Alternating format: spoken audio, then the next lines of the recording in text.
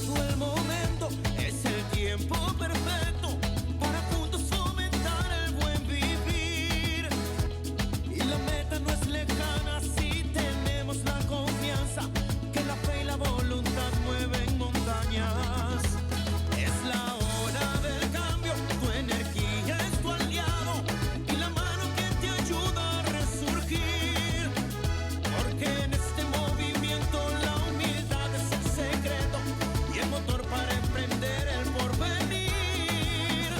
Movimiento nacional por la esperanza.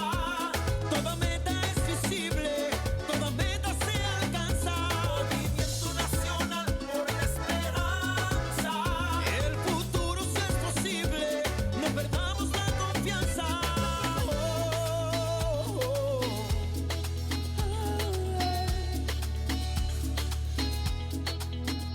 Porque en este movimiento la humildad es el secreto y el motor para emprender el porvenir. Movimiento nacional por la esperanza. Toda meta es visible, todo se alcanza. Movimiento nacional por la esperanza.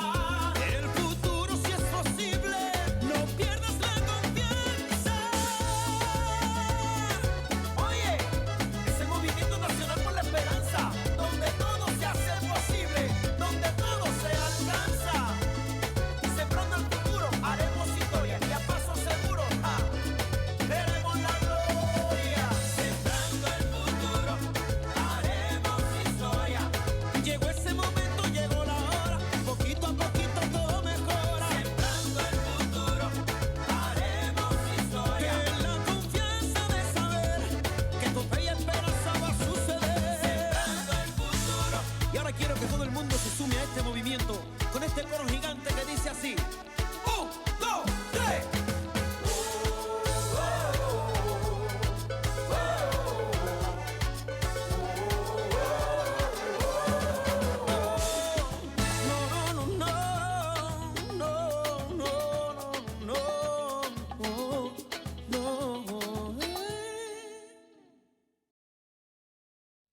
Compañeras y compañeros, Movimiento Nacional por la Esperanza te quiere invitar a formar parte de esta gran comunidad digital, en donde compartimos las asambleas virtuales semanales, así como el panorama político-electoral nacional e internacional.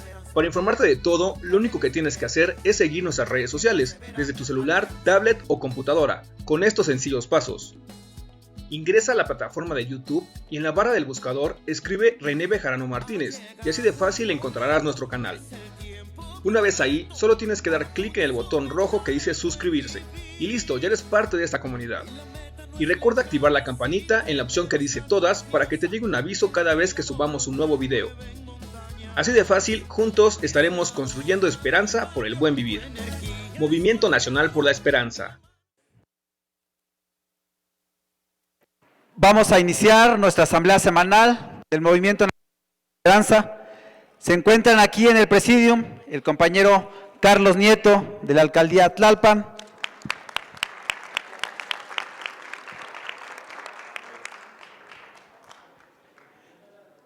nos acompaña desde el municipio de Chilpancingo en el estado de Guerrero el compañero Jacinto Sánchez,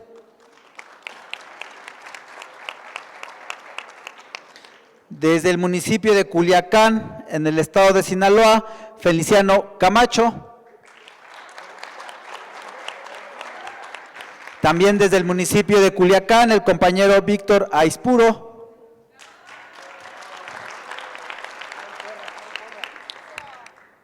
de igual manera el compañero Sergio Beltrán de Culiacán, Sinaloa, igual del estado de Sinaloa, desde Mochicahui del Fuerte el compañero Omar Castro. Nos acompaña nuestra dirigente en el Estado de México, Celina Trujillo. Nos acompaña nuestra compañera dirigente en la Alcaldía Tlalpan, Claudia López Rayón.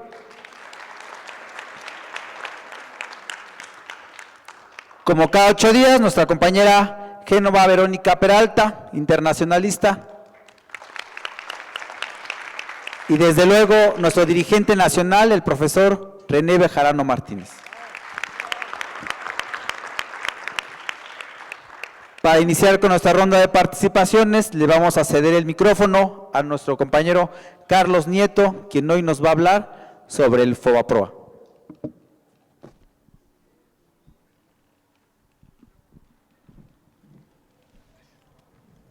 Hola, buenas noches. Hoy vamos a conversar, ha sido un tema álgido, el FOBAPROA, que significa el Fondo Bancario de Protección al Ahorro. Y bueno, como se ve ahí en la lámina, si lo buscamos así de primera intención en la internet, aparece, pues sí, como fondo bancario, aparece sus siglas FOBAPROA, que es de México, su ámbito, jurisdicción de México, el tipo, es un fondo de contingencia. En cuanto a su organización, depende del Banco de México, y en la historia dice que se fundó en 1990, que se disolvió en el 98, y menciona la sucesión de Fondo Bancario de Protección al Ahorro, a lo que hoy todavía conocemos como Instituto para la Protección del Ahorro Bancario, que es el IPAP. Y bueno, si llegamos aquí, nos encontramos al mínimo de conocimiento al respecto, es decir, en el nivel 0, y vamos a avanzar un poco para entender qué ocurrió con el FOBAPROA. Efectivamente, la siguiente pregunta que nos planteamos es: ¿qué es el FOBAPROA? ¿Cuándo y cómo surge? ¿Qué vigencia tiene? ¿Y qué alcance tiene? Bueno, en la primera pregunta, ¿cómo y cuándo surge? Este Fondo Bancario de Protección al Ahorro surge en 1990 con Carlos Salinas de Gortari en la presidencia. Él fue quien crea este fondo. Recordemos que Carlos Salinas estuvo en la presidencia del 1 de diciembre de 1988 al 30 de noviembre de 1994. Y bueno, en cuanto a qué es el FOBAPROA, efectivamente es un fondo bancario de protección al ahorro. Este fondo surgió para enfrentar posibles crisis financieras mismas que en el pasado ya habían ocurrido, y en el supuesto de que éstas pusieran en peligro la liquidez de los bancos. Así, en el caso de alguna emergencia o contingencia financiera, este fondo se utilizaría para comprar las deudas de los bancos y otorgarles capital. Es muy importante considerar que ningún país del mundo puede vivir sin un sistema bancario sano, y que realmente este fondo de protección al ahorro en realidad protegió a los bancos. ¿Cuándo se activa el FOBAPROA? Si bien se crea en 1990, este fondo se activó hasta 1995. Pero primero vamos a ubicarnos en el contexto económico y político de 1994. Rumbo a las elecciones del 94, el candidato del PRI, Luis Donaldo Colosio, fue asesinado en Tijuana, Baja California, y fue sustituido por su jefe de campaña, Ernesto Zedillo, quien finalmente fue quien ocupó la silla presidencial. Ernesto Zedillo venía de la CEP, estuvo 2 años antes de ser jefe de campaña, y bueno, fue candidato presidencial y fue presidente finalmente en 1994. A todos estos acontecimientos se agregó la crisis económica justo en 1994, que causó la devaluación del peso durante los primeros días del gobierno de Zedillo. Esta situación es conocida actualmente como el error de diciembre, y justo fue en diciembre de 1994. La temida crisis económica, motivo de la creación de este FOBAPROA, sí llegó, y en 1994, año en que Salinas salió del poder, su sucesor, Ernesto Zedillo, fue el encargado de ponerla en marcha. Ernesto Zedillo fue presidente del 1 de diciembre del 94 al 30 de noviembre del 2000. Y es así como el gobierno terminó comprando una deuda de los bancos equivalente a 552.300 millones de pesos. A continuación vamos a ver los detalles. En el contexto económico internacional de estos gobiernos priistas, este llamado error de diciembre se originó a 20 días de que tomara la presidencia Ernesto Zedillo, justo en 1994. Implicó que a principios de su gestión Zedillo tuviera que devaluar nuestra moneda en un 15%, pasando de 3 pesos con 40 centavos a 4 pesos por dólar. En enero, a inicio de enero de 95, en tan solo una semana, el dólar pasó a costar 7 pesos con 20 centavos por dólar. Es decir, México quedó en una posición de insolvencia ante los inminentes pagos en dólares. La administración Clinton de la época del gobierno de Estados Unidos organizó un rescate equivalente a 50,000 millones de dólares a cambio de medidas económicas drásticas a nuestro país, altas tasas de interés y garantías petroleras. Esto no paró aquí, las tasas de interés internas se dispararon al 20% a finales de 94, es decir, tasas que cobraban los créditos, pasó al 109% en el mes de marzo, es decir, en el primer trimestre de 95, hubo fuga de capitales, es decir, en lugar de entrar dólares como ahora lo hacen a través de inversión externa, hubo fugas de capitales, sacaron dólares del país, el salario sufrió deterioro, más de 7,000 empresas quebraron, el mercado interno se contrajo y sobrevino el desempleo. Una gran parte de los que debían a los bancos no pudieron pagar, y si en 1990 la cartera vencida de los bancos alcanzaba un 20%, para 1995 se elevó a un poco más del 90%. ¿Cuáles fueron los efectos del FOBAPROA? El uso del capital del Estado para dar liquidez a los bancos fue señalado como un acto de corrupción, de aprovechamiento y de abuso por parte de los banqueros. Ingresaron las deudas de las instituciones a la cartera vencida que rescató el gobierno. Y bueno, pareciera de manera casual que algunas instituciones financieras involucradas en fraudes quebraron. Aquí hablamos del caso de Banca Cremi, Banco Unión, Banca Confía y Banpaís, que estuvieron involucradas en fraudes. Las deudas de los bancos fueron y siguen siendo pagadas con los impuestos de los mexicanos.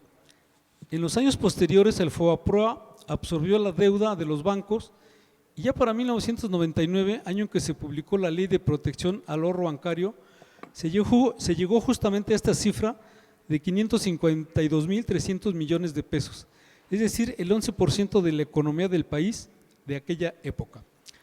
Este efecto FOBAPROA, posteriormente se descubrió que muchos de los pasivos asumidos por este fondo tienen su origen en pérdidas de los bancos provocadas por actividades especulativas. En el año de 1995 tenía 1,275 créditos superiores a los 20 millones de pesos, 700 préstamos sin garantías y 600 créditos se llevaban más del 55% de ese fondo. Sus pasivos, es decir, sus deudas equivalían a 5.5 veces el capital contable del sistema bancario mexicano. Esto muestra simplemente que hubo autorización de operaciones superiores al capital contable con la complicidad de las autoridades competentes.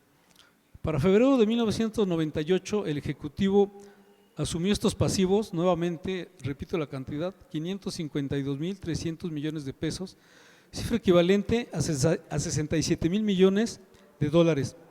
Un catedrático de la Universidad de Virginia, George Grayson, fallecido en 2015, afirmó que el FOBAPROA mexicano existía una conducta inapropiada por la forma en que fue ideado o creado. Y bueno, pasamos a marzo del 98, en donde Ernesto Zedillo envía al Poder Legislativo un paquete de 4 iniciativas para crear un marco legal en donde por un lado se formaliza la adjudicación de estos pasivos y la intención es reducir las posibilidades de una nueva crisis bancaria, crear mecanismos más eficientes de supervisión a las actividades crediticias y facilitar la capitalización de los bancos. El objetivo es exigir mayor disciplina en la administración del sistema bancario y finalmente la promulgación de la Ley de Protección al Ahorro Bancario o LPAB. Así, para diciembre del 98, por parte del Congreso de la Unión, se dispuso de la creación de lo que hoy conocemos como el Instituto para la Protección del Ahorro Bancario, IPAB, en un intento de lanzar un nuevo sistema de protección al ahorro bancario.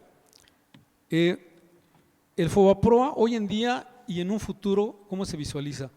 Bueno, a partir de mayo de 1999, este instituto, el IPAB, Instituto para la Protección del Ahorro Bancario, es el organismo encargado de administrar el seguro de depósitos bancarios en México.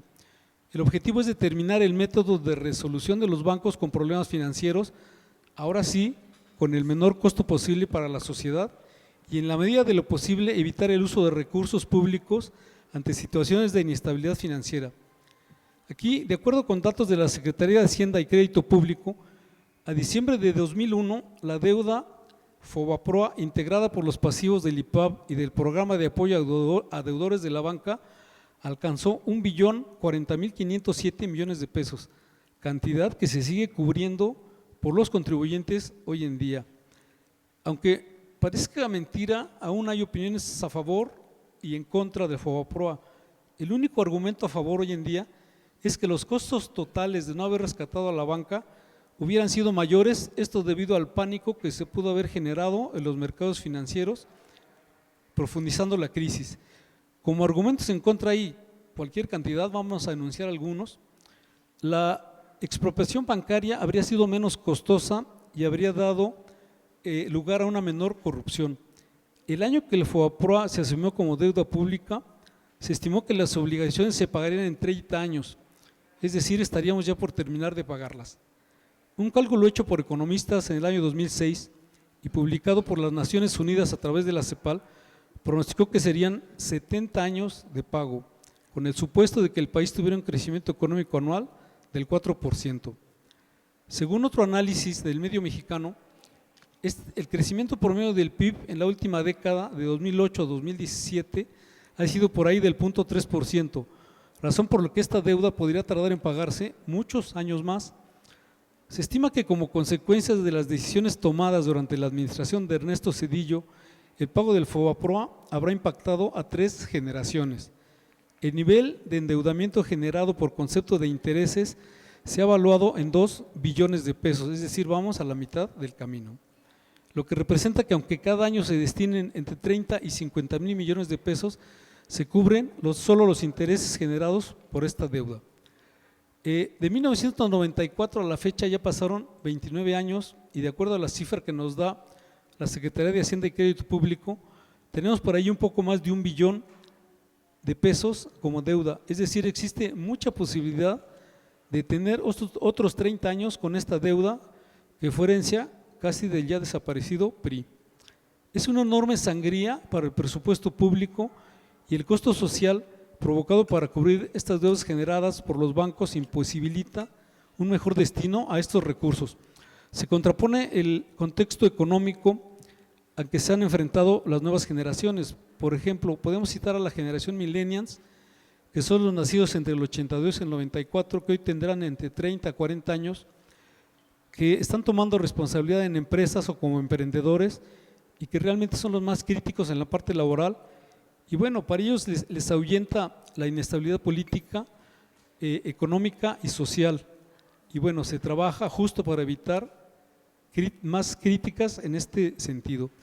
Pero bueno, pasando a algunas notas positivas, en una nota de este mes, el economista en los últimos 6 meses de este año, de enero a junio, el SAT ha recaudado por concepto de fiscalización a la industria automotriz un monto mayor a todo el sexenio anterior.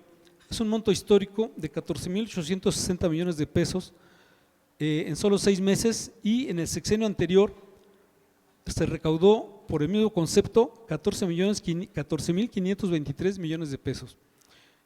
Durante la segunda mitad de junio, durante la segunda mitad de julio de este año, la inflación en México se ubicó en 4.79%, que es menor a la registrada en el mismo periodo del año pasado, que fue del 8.16%. La meta establecida por el Banco de México es del 3%, y bueno, estamos muy cerca de ese logro. Es notorio por la disminución de precios. Vamos a citar aquí algunos productos como el gas doméstico, LP, el huevo y jitomate, que realmente sí han disminuido su valor, o por lo menos no se ha incrementado.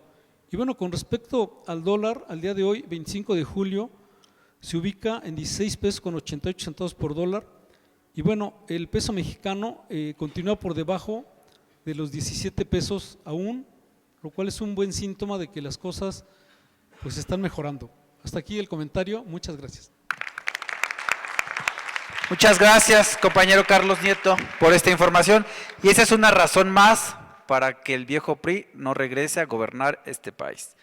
Ahora le cedemos el micrófono a nuestro compañero Jacinto Sánchez, desde Chilpancingo, Guerrero. Muy buenas noches, compañeras y compañeros del Movimiento Nacional por la Esperanza. El deporte, la educación y la cultura son la base para la transformación de Guerrero y de México.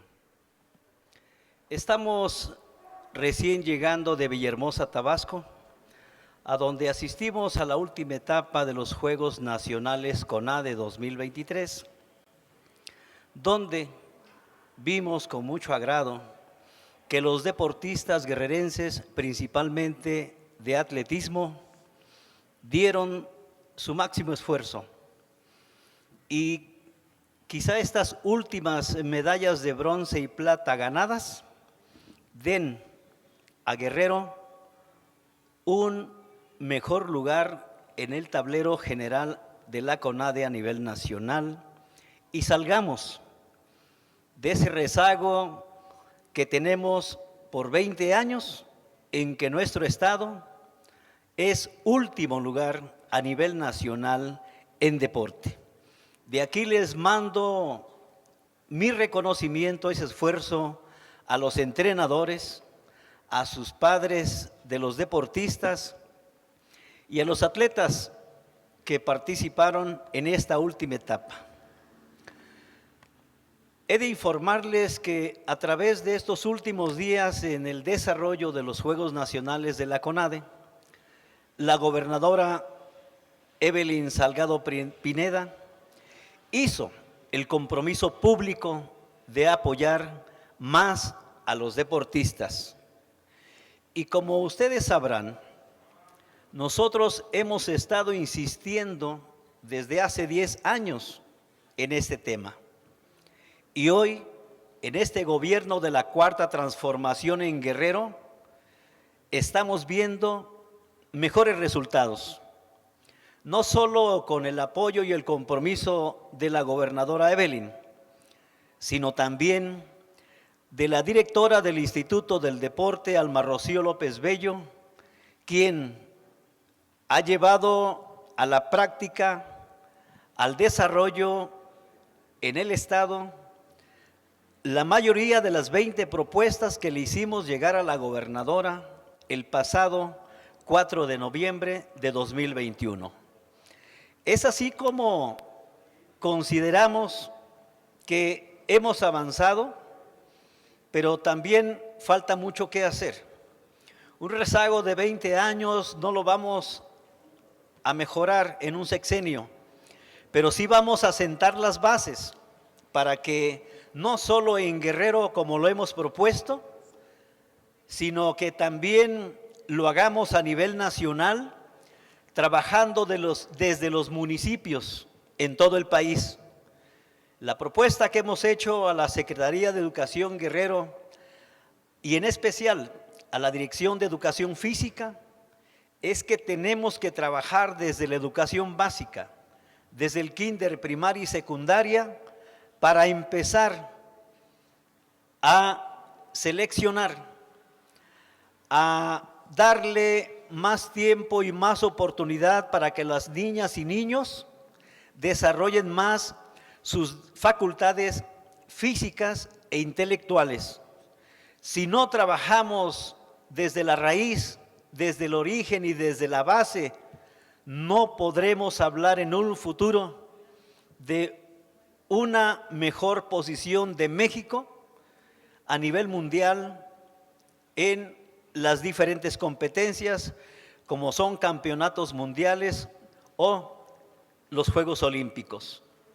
Estamos muy contentos porque este trabajo arduo, con el acompañamiento de ustedes, está rindiendo frutos y esperemos que en un futuro no muy lejano también nos hagan caso en nuestras propuestas a nivel nacional. Si recordarán también, le hicimos unas propuestas al presidente de la República, Andrés Manuel López Obrador, nos canalizaron a la CONADE y en la CONADE no hubo eco, no hubo atención, pero hoy en Villahermosa, Tabasco, tuve oportunidad de platicar con Ana Gabriela Guevara y hemos coincidido en que es necesaria la creación en el país de una Secretaría del Deporte y ya vamos a empezar a trabajar el tema con la CONADE. Hemos perdido tiempo, pero hoy nos sentimos a gusto de que estamos retomando las cosas y que hoy que platicamos directamente con Ana Gabriela Guevara, esperemos avanzar en este último tramo de gobierno del presidente Andrés Manuel y dejemos sentadas las bases para el próximo gobierno federal que vamos a tener y trabajarlo con los diputados federales, con los senadores y con la gente interesada en el desarrollo deportivo de nuestro país. Tenemos, compañeras y compañeros del Movimiento Nacional por la Esperanza, una gran tarea. Gracias por el acompañamiento desde el inicio, pero falta mucho por hacer y estamos en esa ruta. Que tengan todos muy buenas noches. Muchas gracias por esta información, compañero Jacinto Sánchez. Ahora, para un saludo, le cedemos el micrófono a nuestro compañero Feliciano Camacho, desde Culiacán, Sinaloa. Adelante. Sí, buenas noches, familia MN. Maestro René, nuevamente el agradecimiento por la invitación aquí a estar con ustedes. Reciban un saludo de nuestro líder estatal, del licenciado Huáscar Torres, en Sinaloa. Gracias a los compañeros, a mi novia Daisy, por estar aquí presentes, acompañándonos. Quiero comentarles a todos ustedes que Sinaloa está avanzando. Sinaloa ya no es el mismo de antes. Sinaloa ha crecido y seguirá creciendo. Hemos sumado liderazgos, porque el MNE, desde que llegó el maestro René a visitarnos, ha aumentado. Hasta ahorita Culiacán tiene más de 600 simpatizantes del MNE. Gracias, maestro René, por visitarnos en Culiacán y en todo Sinaloa. Quiero decirles, compañeros, que nosotros no estamos aflojando. Estamos avanzando día tras día. Tenemos reuniones semanales, porque es un ejemplo que todos ustedes en su estado nos han dado, nos han demostrado. Sinaloa va a crecer. Y recuerden, el MN en Sinaloa es para todos ustedes. Bienvenidos aquí con el maestro René y estamos sumando junto con ustedes. Muchísimas gracias. Muchas gracias, compañero Feliciano Camacho, por este saludo. Ahora, desde Mochicawi del Fuerte, le cedemos el micrófono a nuestro compañero Omar Castro. Muchas gracias. No es lo mismo vivir bien que el buen vivir.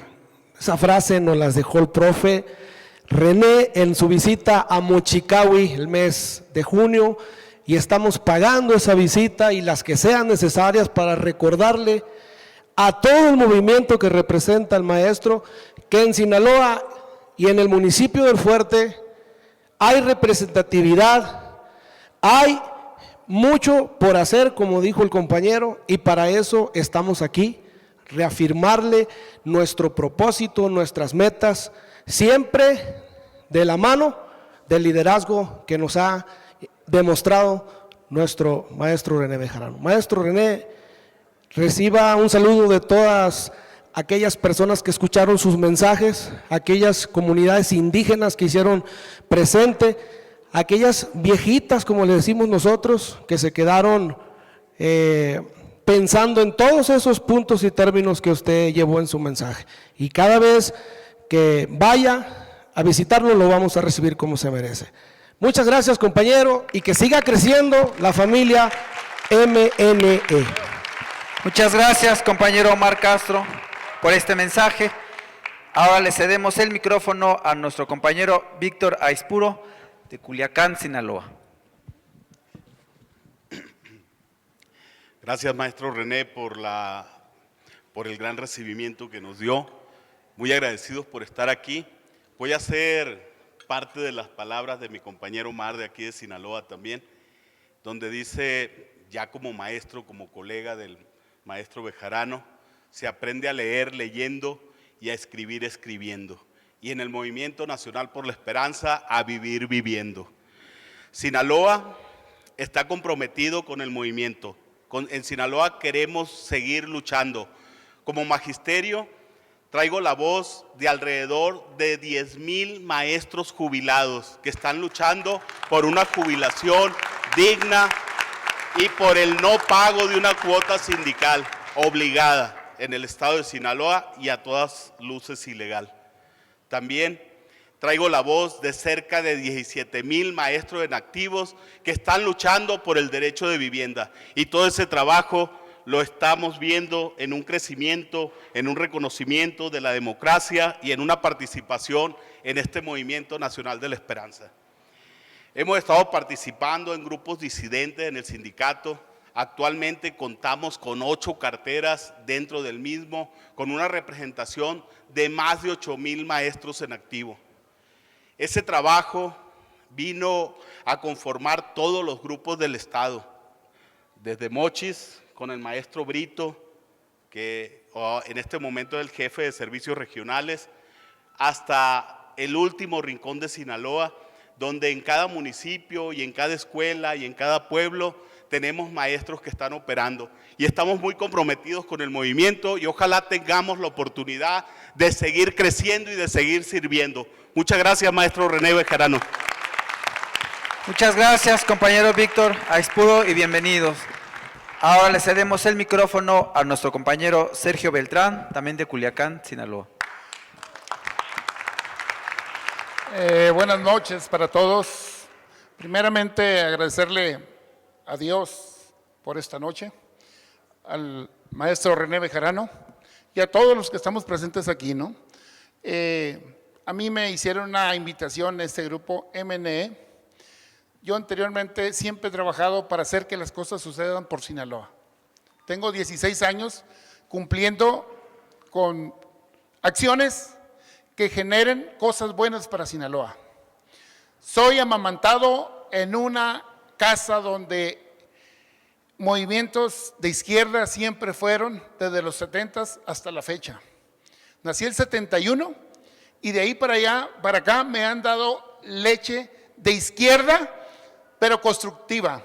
No la izquierda de palabras, la izquierda de hechos. En Sinaloa somos un estado que tenemos muchas cosas más que de lo que se habla de Sinaloa. Tenemos mucha gente inteligente, tenemos muchos niños que quieren ser grandes y nosotros como servidores públicos, en algún momento yo fui regidor del Ayuntamiento de Culiacán, fui con el grupo de Morena, yo venía con una coalición del Partido Encuentro Social con Morena, fui el mejor regidor, de la prensa me evaluó, porque hacer que las cosas sucedan en Culiacán no es fácil. La política de hoy es una política que tenemos que hacerla diferente, porque Sinaloa y México necesita ver cambios, no ver más de lo normal, porque lo normal era vivir en una política corrupta. Hay que hacer que las cosas sucedan en tiempo y forma, y principalmente el seno de la casa de nosotros somos los principales que tenemos que crear cultura. Cultura, decirle que a los niños que las cosas van a estar bien si ellos están bien. Los maestros son los segundos papás que había anteriormente, ahora no, los papás tenemos que mandar a los hijos a la escuela, pero con una cultura diferente a la que siempre se ha tenido. Sinaloa, físicamente o geográficamente, tenemos cosas trascendentales que nos han pasado, y Sinaloa, hoy tenemos que buscar una imagen diferente para Sinaloa. Los gobiernos de la Cuarta T se han empeñado a hacerla, y nosotros podemos seguir este proyecto. A mí me invitaron, maestro, gracias por la invitación, usted fue personal allá con el grupo de MN Sinaloa, y creo que no los vamos a defraudar.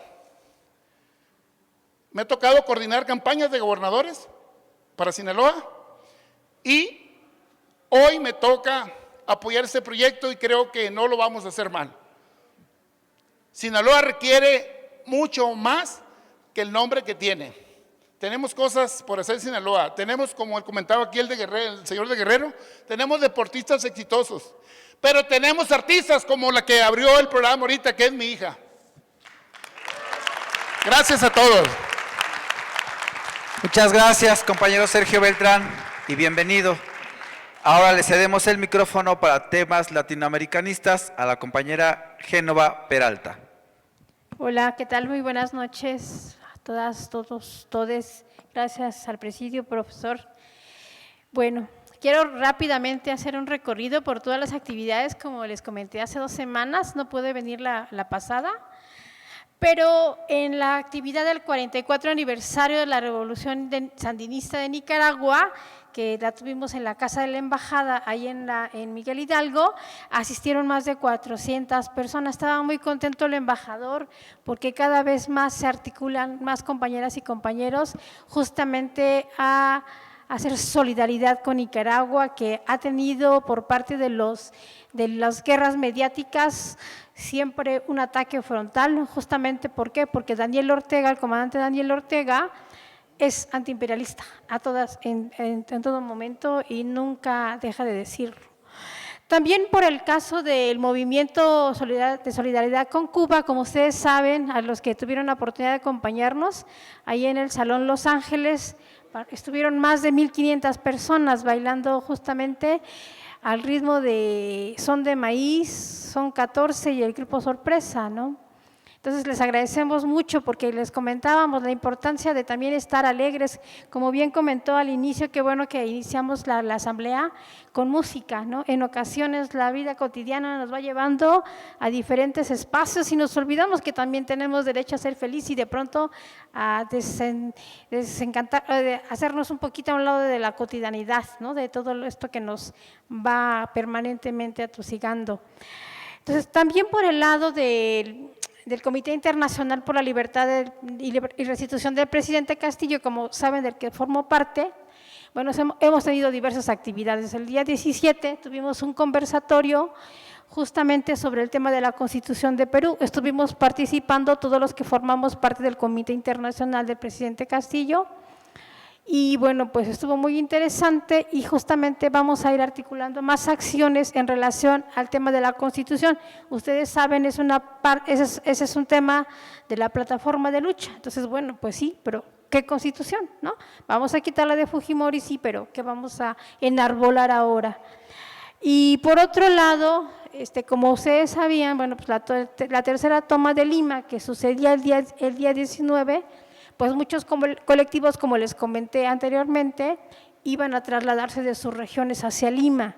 Entonces había un clima de bastante violencia, que los iban a golpear, había mucho temor y bueno, y en ese sentido el Comité de Lucha de Ayacucho nos invitó tanto a mí como al doctor Wilfredo Robles justamente a darles consejos, alternativas, medidas de prevención justamente para que pudieran llegar bien a Lima y por si fuera el caso de que los agredieran, ¿qué hacer? Desde la denuncia hasta cuestiones de prevención básicas, ¿no? Que en toda movilización, cuando hay un clima de violencia, bueno, es importante observar y nos agradecieron mucho esta situación. Y el propio día 19, que ya fue parte de la toma de Lima, y realizamos la acción global en el hemiciclo a Juárez, ¿no? Por parte de México fue en el hemiciclo y bueno, esta acción se realizó en diversos países, en Italia, en Bolivia, en Argentina, en Estados Unidos, ¿no? En varios países y justamente esto lo tomaron muy bien los compañeras y compañeros del Perú. Ahorita tengo otra invitación que me han hecho justamente porque a partir de la toma de Lima se resurge el movimiento social, lo cual es buenísimo, porque es parte de la acción, no se trata nada más de llegar a hacer un evento, irte y ya no más, ¿no? Ahorita nos estamos articulando a nivel internacional y también a nivel nacional en Perú, y entonces ahorita también me han invitado para que vamos a seguir realizando una serie de acciones y también de movilizaciones justamente para darle camino a toda la ruta de la plataforma política que tiene que ver con la restitución de libertad del presidente Castillo, la nueva Constitución, la disolución del actual Congreso, un nuevo Congreso Constituyente, justicia y verdad para las víctimas y desde luego la renuncia de Dina Boluarte, así como sanciones por sus crímenes.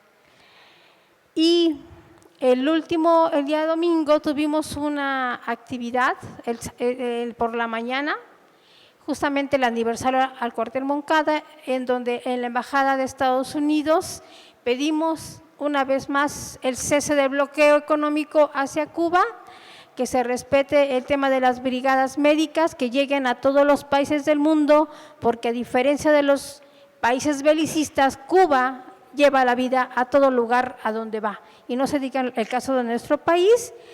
Y por la tarde pues nos fuimos a Los Pinos, ¿no? El domingo nos fuimos a Los Pinos, en donde hubo una serie de actividades en el complejo cultural, justamente articulando no solo la política, sino también la música, el baile, los libros y demás. Y pues nada más invitarles, queridas compañeras, compañeros, voy a compartir un link a los enlaces nacionales para quien se quiera articular a la plataforma que está proponiendo el Perú, los compañeros que ya están súper organizados de todas las macros y varios que se han ido consolidando. Quien se quiera sumar, pues bienvenida a la iniciativa para que se sumen. En los próximos días estaremos conformando el capítulo de México del Comité Internacional por la Libertad y Restitución del presidente Castillo. Vamos a celebrar este lugar en el Museo de la Memoria Indómita, ya les daremos la información en su momento. Y pues nada, solamente comentarles que al igual que el presidente y muchos otros mandatarios, dirigentes y seguramente el caso de muchos de nosotros y nosotros, estamos contentos porque a Vox se le haya cerrado el camino, el paso en España. La ultraderecha nunca debe de gobernar. Y a diferencia de lo que algunos analistas políticos afirman que está sucediendo en en Europa, no es así. Los gobiernos están justamente mirando el progresismo como la mejor alternativa de vida y para el buen vivir. Entonces, por ahí, compañeros, seguimos. Muchas gracias. Muchas gracias, compañera Génova, por esta información de lo sucedido en Latinoamérica. Ahora le cedemos el micrófono a nuestra dirigente en el Estado de México, Celina Trujillo. Muy buenas noches, compañeras, compañeros. Como siempre, un gusto compartir esta asamblea semanal del Movimiento Nacional por la Esperanza. Me da mucho gusto que estén aquí dirigentes del movimiento en otros estados. Es siempre muy importante todo el trabajo que hacen los compañeros dirigentes en cada una de sus regiones, porque fortalecen el movimiento y eso nos da mucha valía en cada uno de nuestros territorios. Compartirles, compañeras, compañeros, pues que tenemos hoy la presencia de algunos compañeros del Estado de México y voy a mencionar solo algunos municipios que me dan mucho gusto que vengan porque como siempre pues la distancia es compleja y sin embargo pues aquí están y saludo con afecto a los compañeros de Coyotepec, de Nezahualcóyotl, de Coacalco, de Catepec, de San Felipe del Progreso, de Atizapán de Zaragoza, compañeros de Texcoco. Nos da mucho gusto que estén aquí presentes porque refuerzan y por supuesto, como siempre lo he manejado y siempre lo he dicho, que este espacio es de formación política y por supuesto de expresión.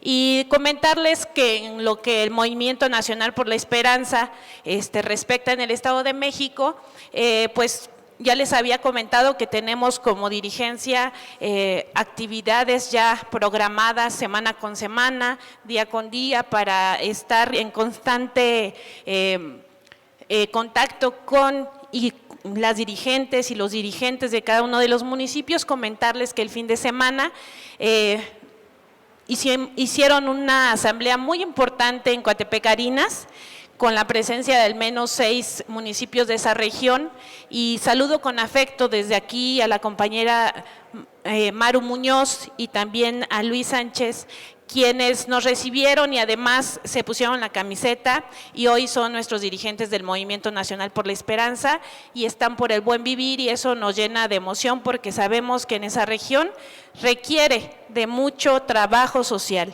Y como se los comento en otros momentos y lo comento aquí, sabemos que la organización, o al menos es mi visión, la organización es la única herramienta que tenemos como ciudadanos para cambiar nuestras condiciones de vida.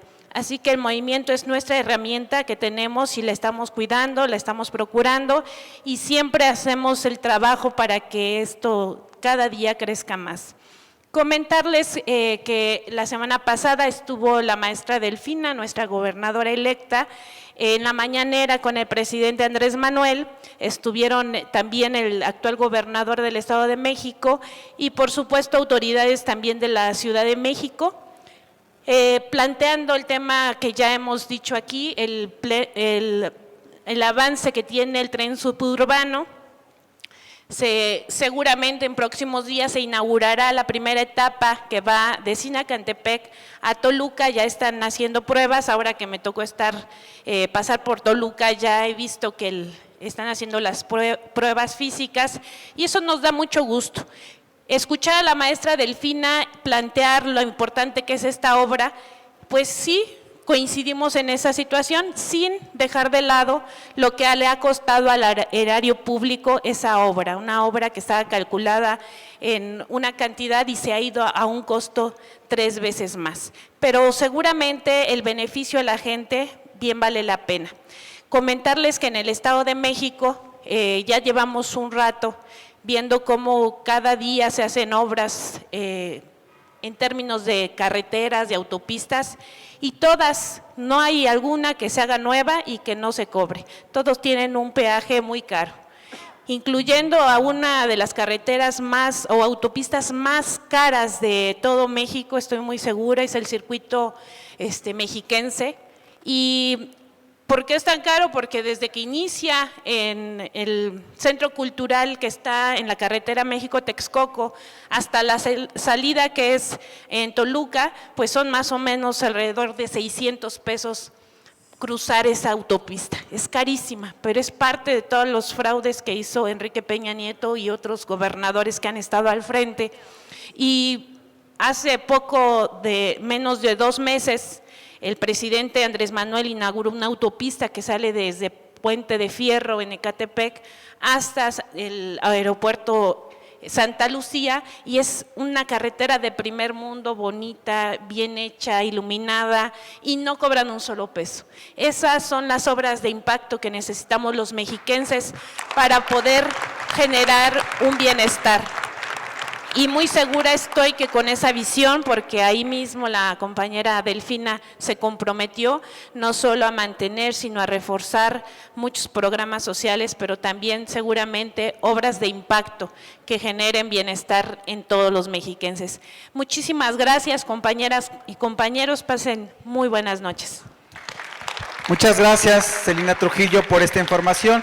Y antes de ceder el micrófono a nuestro dirigente nacional, informarles que el pasado 21 y 22 de este mes, el profesor estuvo en Baja California Sur, en donde se reunió nada más y nada menos que con el gobernador del estado, el profesor Víctor Castro Cosío, en donde tuvieron una charla muy amena y de verdad que es de los pocos luchadores sociales que aún pueden estar dirigiendo su estado y que además recuerdan la historia para no repetir lo que por tanto lucharon en los 70s y en los 80s. Agradecer a nuestra compañera Maritza Zataraín de Los Cabos y al compañero Daniel Obando, que él viajó de Mexicali, porque él no es de Baja California Sur, por las facilidades prestadas por la asamblea que se realizó el sábado, pero también no quiero olvidar a nuestros compañeros anfitriones de La Paz, a nuestra compañera Mati de los Reyes Lucero, a nuestro compañero Armando Romero, ellos son de La Paz, y los compañeros Sacher y Mendíbil, Alicia Zainos, Sergio Contreras, ellos son de Los Cabos. Les pido un aplauso porque la verdad es que sí hicieron su mayor esfuerzo para poder hacer esta asamblea. Ahora sí le cedemos el micrófono a nuestro dirigente nacional, al profesor René Bejarano Martínez. Buenas noches, compañeras, compañeros. Quiero agradecer la presencia y participación en esta asamblea semanal del Movimiento Nacional por la Esperanza, correspondiente al martes 25 de julio, a las y los compañeros de Sinaloa, que en una delegación muy numerosa nos están acompañando. Un aplauso muy cariñoso. En especial, gracias a la compañera Ailín Beltrán y a su grupo por las bellas interpretaciones que tuvo a bien presentar al principio de esta asamblea. Ojalá se repitan muchas veces. Muchas gracias y a su grupo. También gracias a las y los compañeros de otras entidades, particularmente, como ya dijo Celina, del Estado de México, de la Ciudad de México, de Oaxaca, de Puebla, de Tlaxcala y de otras entidades. Les presentamos los siguientes temas muy importantes.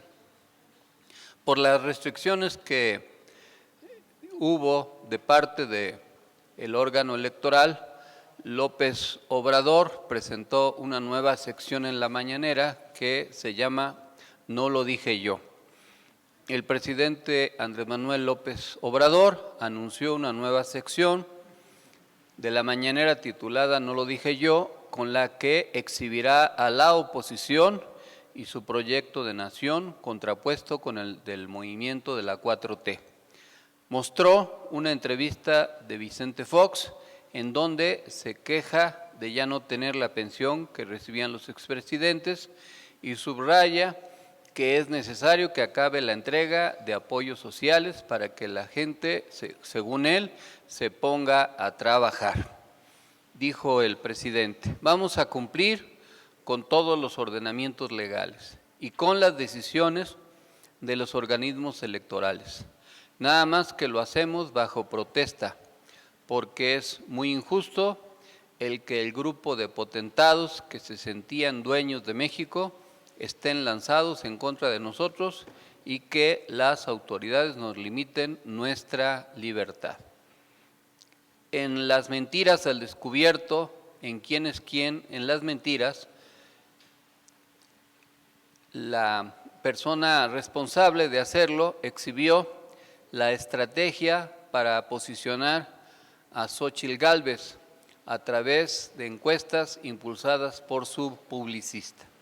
Quiero detenerme y desarrollar más este tema por los asuntos que se están comentando y que son algunos probablemente muy delicados. Como sabemos, se desencadenó una estrategia mediática, publicitaria, semiótica, que incluyó inteligencia artificial, apoyo de la comentocracia, pago de pautas en redes sociales y en medios de comunicación, etcétera, para inflar la precandidatura de Xóchitl Gálvez. La narrativa, como ya la conocemos, quiso presentar a una persona supuestamente de origen humilde, integrante de algún pueblo originario de Hidalgo, que había, según la narrativa, hecho esfuerzos muy grandes desde la más extrema pobreza, según la narrativa, para desarrollarse, crecer, superarse y llegar a ser ingeniera, empresaria y una persona que sería ejemplo del tipo de personalidades que pueden emerger en una coyuntura determinada. Esa narrativa, pues, quedó destruida porque la realidad, testaruda como es, se encargó de señalar la verdad, en algunos casos con testimonios de sus propios familiares. Como lo hemos señalado en estas reuniones, su supuesto origen popular o humilde es falso. Ella pertenecía a algunas de las familias más acaudaladas del municipio de Francisco y Madero. Su padre fue dirigente sindical de la sección 15 en la época en que el charrismo dominaba al Sindicato Nacional de Trabajadores de la Educación en aquellos años. La relatoría según la cual vendía gelatinas para subsistir, pues también quedó deshecha porque no era cierto, toda vez que en la época en que ella era niña, su familia compró una máquina trilladora de costo altísima, vehículos, tractores, que solo una familia con recursos económicos podía tener. Toda esta versión según la cual caminaba 5 kilómetros para llegar a la escuela también quedó destruida porque su casa está a 2 cuadras de la escuela, lo cual pues no correspondía con la realidad. También la casa que habitó pues era en ese tiempo una de las 4 que tenían cantera. Todas las demás estaban hechas con materiales precarios. Acudió a una escuela pública y por lo tanto pues tampoco tenía que pagar colegiatura, y toda esta idea de que vendía tamales y la historia incluso que mencionó a su padre pues fue desmentida, indignada por toda su familia. Y después ya se descubrió que la patraña de que llegó a Iztapalapa a vivir en una casa con techos de lámina o con láminas, pues es mentira porque nunca dio el domicilio para poder corroborar que haya vivido ahí. Yo que sí vivía en Iztapalapa cuando estudié la licenciatura, pues me acuerdo el domicilio, el número, la calle y hasta quienes eran mis vecinos, pero ella pues obviamente no proporciona esa información porque seguramente también es falsa. Y luego pues se descubrió que ella forma parte de los mecanismos corruptos de tráfico de influencias cuando se presentaron las evidencias de sus negocios a través de sus empresas con el servicio público y el servicio privado, y que otorgó facilidades durante su gestión en la alcaldía Miguel Hidalgo para no respetar la ley a cambio de que las empresas beneficiarias contrataran a sus empresas para los servicios que ofrecía. Va a seguir dándose a conocer información. Estoy enterado que en estos días se va a dar a conocer ya con documentos, con pruebas, con dictámenes, con oficios, un caso de una empresa ahí en la Miguel Hidalgo, en donde la señora Xóchitl, cuando fue delegada, autorizó que se hiciera una construcción 4 veces más alta de lo que estaba permitido, y que a cambio contrataron a su empresa para los diversos servicios en esa empresa. Ya que se dé a conocer, pues ustedes la verán en los medios y se presentará la denuncia correspondiente. Y por lo mismo, pues se ha empezado a desinflar la patraña, aun cuando le invirtieron mucho y empezaron a tratar de generar la impresión de que era un fenómeno hasta mundial, de un crecimiento exorbitante, como si se tratara de leche hirviendo. En las encuestas, pues la realidad no es así, y en las encuestas que ya se han empezado a dar a conocer, pues al interior de la oposición probablemente sí tenga el apoyo mayoritario, no tan holgado como se dice, pero bueno, pues ganarle a Krill tampoco es una gran proeza, eso no es un gran mérito, pero lo que es falso es que ella haya crecido, y lo que va a empezar a suceder, lo que es falso es que ella haya crecido exponencialmente y que sea un fenómeno, Y lo que ya va a empezar a suceder, pues es que van a empezar a ver muestras de repudio, como se dieron en Oaxaca, que ella pretendió victimizarse, y se va a empezar a desinflar. Pero hay una maniobra perversa que denunció hoy el presidente. El columnista del Heraldo, Raimundo Rivapalacio, lanzó la hipótesis aventurada, temeraria, de que desde el gobierno de la 4T se pretendería atentar contra la vida de Xóchitl Gálvez. Imagínense. ¿Qué es lo que dijo hoy el presidente? Pues que es una maniobra perversa. ¿Y qué es lo que hay que decir? Que el grupo que dirige esa campaña, el salinismo, sí está acostumbrado a practicar los asesinatos políticos. Eso sí es cierto. Y la evidencia, hay que recordarla, fue el asesinato de Ruiz Massieu, que involucró al hermano de Carlos Salinas, y desde luego el asesinato de Luis Donaldo Colosio, que como todos recordamos, según esto fue victimado por un asesino solitario con un arma, pero que le dio 2 disparos de 2 calibres diferentes, lo cual pues nunca checó con la relatoría oficial, por cierto, de uno de los críticos de la 4T, el abogado Diego Valadez, que fue el procurador de la época en que se enjuició a Mario Aburto. Entonces, ¿qué pudiera planearse? A lo mejor el grupo, la élite que está encabezando, ya se dieron cuenta que se les va a desinflar más su candidata, porque hay valores subjetivos que están ya empezando a costarle.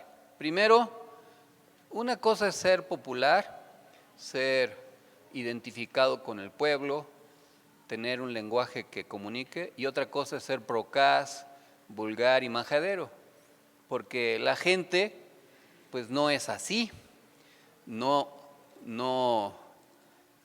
es recomendable para ningún buen comunicador dirigirse a la gente con groserías o con espectáculos grotescos que en lugar de favorecer la imagen de quien los profiere, los está debilitando.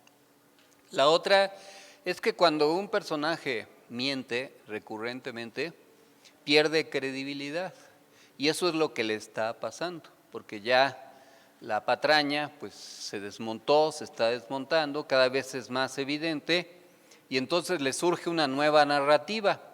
Pero como lo que la señora Gálvez requiere son espectadores, no ciudadanos, pues entonces están pensando en montar espectáculos. Uno de ellos es la victimización. No les basta con subirla artificialmente a una bicicleta que no se ve para todas luces que no tiene condición física, tampoco apropiada para eso. Tampoco les basta con disfrazarla con huipiles holgados para ocultar el sobrepeso o presentarla en las redes sociales a través de inteligencia artificial con cutis de Barbie. Pues quizás de barbecue sí, pero de la Barbie que conocemos desde que jugaban los niños, pues no tiene nada que ver. Esa versión se está desgastando. Y tal vez el grupo en el poder, en la oposición, que está comandando a la oposición, esté pensando en deshacerse de ella. Eso es lo que sí tal vez estén pensando. Y deshacerse de ella culpando a López Obrador de esa perversidad. Acuérdense que ya que lo practicaron cuando, y quizás no recuerden bien ustedes, cuando el asesinato de Paco Stanley, que sin que tuviera nada que ver el ingeniero Cárdenas, lo culparon a él, y luego al paso de los años, pues se descubrió que a Stanley presumiblemente lo asesinaron por no haber pagado algunas cuentas del narcomenudeo que es tan común en el mundo del espectáculo. Pero sí hubo una campaña terrible que incluso pidió la renuncia del entonces jefe de gobierno, el ingeniero Cárdenas, cuando pues, él no tenía nada que ver. Y también se desmontó por error de cálculo el intento de asesinato de Ciro Gómez Leiva. Error de cálculo de los sicarios, que no calcularon que él se transportaba en una camioneta blindada que resistió los balazos. Pero recientemente el propio Ciro Gómez Leiva, ahora otra vez, a raíz de las críticas del presidente, se llamó a que si algo le pasa, por así que se culpe al presidente de algo que le pueda pasar. ¿Puede haber una maniobra perversa? Sí, puede haberla. Y que entonces se diga que en la narrativa que han construido, que era tan popular, más popular que la Madre Teresa de Calcuta, el Papa y otros personajes, Xóchitl Gálvez, que el gobierno decidió eliminarla y generar una narrativa de un magnicidio. Hay que estar atentos a esa maniobra, lo que no quiere decir que dejemos de señalar las mentiras del montaje que se ha armado en torno a una figura con pies de barro. Vamos a seguir insistiendo que todo es un disfraz, que es una botarga que se ha inflado deliberadamente para generar una falsa expectativa, que falta mucho y que a la hora que se dé el contraste, cuando Morena decida quién eventualmente puede coordinar a la 4T el 6 de septiembre, pues a lo mejor el contraste pues va a ser muy evidente, porque como dicen los que saben hablar bien, hay que captar la diferencia, como dicen los que hablan disfrazadamente como si fuera pueblo. Hay que captar la diferencia y eso se va a captar, la gente la va a identificar y la mentira pues va a ser muy costosa para la oposición. Si persisten en la peregrina idea de mantenerla, pues entonces también se van a tener que resignar a perder las elecciones. Pero como es probable que ya calcularon que se equivocaron y que esa figura no les va a alcanzar, entonces estén planeando deshacerse de ella y culparnos y culpar a la 4T de tal barbaridad. Desde luego que esperemos que eso no suceda, pero estemos alertas, porque no son personas que actúen con una ética y una moral, los de la oposición, sino al revés, son perversos que con tal de mantener sus privilegios son capaces de todo, como se ha mostrado en el pasado y como lo pueden seguir practicando en el presente. Entonces hay que seguir señalando, sin embargo, toda la mentira, y ahora que se dé a conocer el nuevo negocio que se va a dar a conocer, que se va a dar a la luz, pues también hay que difundirlo, porque ella muy retadoramente se presentaba con que muéstrenme las pruebas, y ahora que hay las pruebas, pues ya no dice nada, pero va a haber más pruebas y se va a seguir señalando toda esta complicidad. En otro tema, alertan sobre fraude que involucra a la CFE. Estafadores invitan a invertir en la empresa pública a cambio de rendimiento mensual, lo cual es falso. También se denunció que el IMSS cuenta con presupuesto para mantenimiento de hospitales de 2019 a 2023, cuando ese recurso se incrementó en 32%. Que el IMSS no cuenta con presupuesto, cuando sí cuenta para el efecto. El presidente Andrés Manuel López Obrador celebró la reducción de homicidios en el país. De acuerdo con el INEGI, disminuyeron 9.7% en 2022 respecto a los registrados en 2021, mientras que el delito ha caído 17% en lo que va de la actual administración. Se estima que al final del sexenio disminuye un 20%. El mandatario resaltó que este logro es fruto del trabajo de las reuniones del Gabinete de Seguridad y de atender las causas que originan la violencia. en otro tema importante, el jefe de gobierno de la Ciudad de México, Martí Batres, anunció que en diciembre próximo se reabrirá por completo la línea 12 del metro que corre de Mixcoac a Tláhuac tras el reforzamiento de toda la ruta.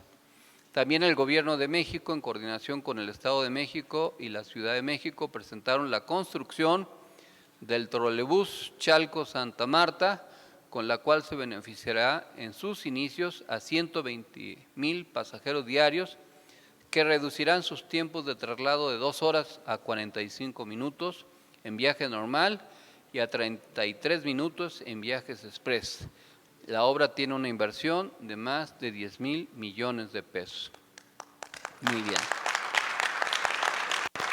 También, como ya dijo Celina, el ferrocarril suburbano Buenavista Aeropuerto Internacional Felipe Ángeles, que conectará a la Ciudad de México con el Aeropuerto Felipe Ángeles en un recorrido de 39 minutos, lleva un avance del 43%, por lo que se prevé concluir la obra civil en febrero de 2024. De abril a junio de ese año serán las pruebas de operación. También el director general del INAH, Diego Prieto, anunció que en coordinación con el Gobierno de Yucatán se construirá el Museo de la Historia del Pueblo de Yucatán en el Ateneo Peninsular de Mérida, que está en restauración. Por su parte, el gobernador del estado, Mauricio Vila, informó que el IETRAM, transporte 100% eléctrico, que conectará 178 colonias, y a Mérida con el Tren Maya, estará listo para el cuarto trimestre del 2023. En otro tema importante, el presidente Andrés Manuel López Obrador informó que enviará una carta al abogado de Genaro García Luna, César de Castro, para externarle su protesta por las calumnias que señaló en su contra durante el juicio al exsecretario de Seguridad Pública. Refirió que ya no denunciará a De Castro por daño moral debido a que goza de impunidad, o más bien de inmunidad, por las leyes de Estados Unidos, donde no se pueden demandar a un defensor que calumnia. La Fiscalía General de la República solicitó orden de aprehensión contra Genaro García Luna. El Gobierno de México informó que la Fiscalía reactivó 3 órdenes de aprehensión contra Genaro García Luna y su esposa por delitos relacionados con su participación en el operativo Rápido y Furioso, por la operación de cárceles, que equivale a un daño patrimonial por más de 60,000 millones de pesos, y por contratos ilegales y abusivos para el equipamiento de cárceles, que estiman un daño al erario público de más de 5,000 millones de pesos. En otro tema, el titular del Ejecutivo destacó una reducción en el flujo migratorio gracias a que hay más posibilidades de trabajo en México, con mejores sueldos. Por otra parte, refirió que en Estados Unidos, políticos republicanos continúan con estrategias antimigrantes y antimexicanas para ganar votos en las próximas elecciones. Y en este mismo marco, el presidente López Obrador agradeció a su homólogo estadounidense, Joe Biden, por interponer una denuncia contra el gobernador de Texas, Greg Abbott, por ordenar la instalación de boyas gigantes y alambradas en el río Bravo para detener el flujo migratorio, lo que es violatorio a la soberanía nacional y a los acuerdos internacionales. Estela de Carlotto, fundadora de la organización Abuelas de la Plaza de Mayo, conformada por mujeres con hijos desaparecidos durante la dictadura militar de Argentina, estuvo en la mañanera del día viernes 21 de julio. El presidente López Obrador destacó la gran trayectoria de la luchadora social y defensora de los derechos humanos. En un tema importante, como ya lo dijo la compañera Génova, AMLO felicitó a los españoles que no cayeron en la trampa del conservadurismo. El presidente Andrés Manuel López Obrador felicitó al pueblo español por no caer en la trampa de la derecha en las elecciones generales, donde la izquierda, de la mano del actual presidente Pedro Sánchez, celebró que el conservadurismo representado por el Partido Popular y Vox no arrasaron, pues los españoles demostraron que ya no quieren el autoritarismo. Y aunque Por sí mismo, el Partido Popular obtuvo una ligera ventaja mayor a la del Partido Socialista Obrero Español si se suman los votos del Partido Popular con los de la ultraderecha de Vox. No les alcanza para formar gobierno y se verá si el PSOE es capaz de hacer acuerdos con los partidos minoritarios autonomistas regionales y con la izquierda heredera de Podemos, y si lo logra, pues el gobierno va a continuar. Si no se logra, se tendría que convocar a otras elecciones, pero por lo pronto la derecha no pudo consumar su objetivo de obtener mayoría en las elecciones del pasado domingo, lo cual es muy satisfactorio.